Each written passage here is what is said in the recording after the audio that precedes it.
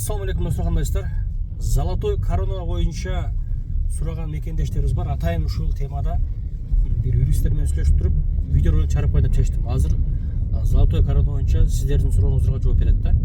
Золотой коронадан каралсам кандай болот дегендер бар. Баягы карыз алып алып, границага кетип калсам, мекенге кетип калсам, мени соттоп салбайбы, же болбосо мени кайра киргизбей койбойбу, же болбосо төлөйм, бирок барып келип иштерин бүтүрүп коюшум керек дегендер бар да. Чөрүнтүсүгө кирип калбайм. Ушуга окшогон суроолор. Демек азыр ушул видеону до конца көрсөңүздөр, Чынарбек акебиздин видеосун коюп коем мен. Ушул Золотой корона боюнча жооп берген да. Анан Чынарбек акебиз юристтин жардамы керек болсо, ушул комментарийге Telegram турат, ушул Telegram каналга жазылсаңыздар, ошол жакта бүт номерлерин коюп койгом да. Анда кыска рекламадан кийин кеттик анда. Москвада эң процент аз парк бул Белес паркы. Болгону 1%. Белес паркка кошулуп, самозанятый болуп иштесеңиз болот. Таксиге керектүү бүт документтерге жардам берет. Хисарт жана башка документтер. Азыркы учурда Белес парк электронный полистерди берип жатат. Бардыгы официалдуу. Коркпостон алсаңыздар болот, юристтер менен чогуу иштешип жатат. Андыктан барыңыздар, Белес паркка кошулуп иштесеңиздер болот. Эң ишеничтүү жана проценти болгону 1%.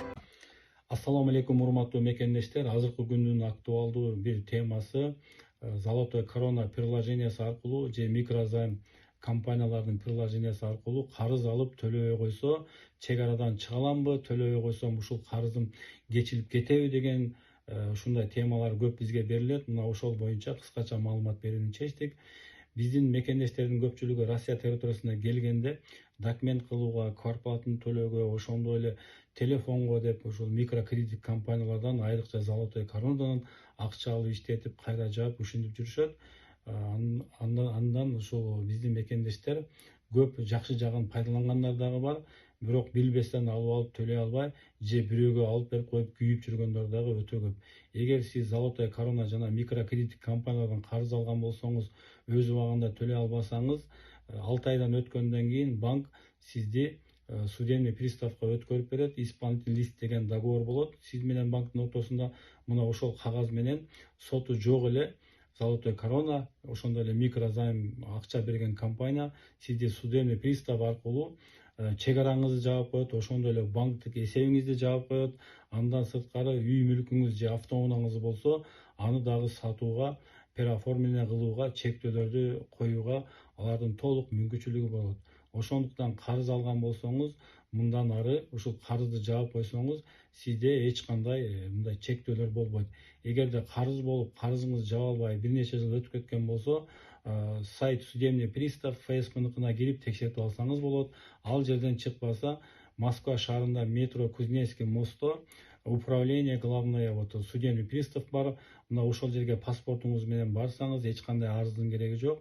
Сиздин документиңизди, паспортуңузду текшерип, паспорт аркылуу сиздин ошол карыздарыңыздын баарын чыгарып берет.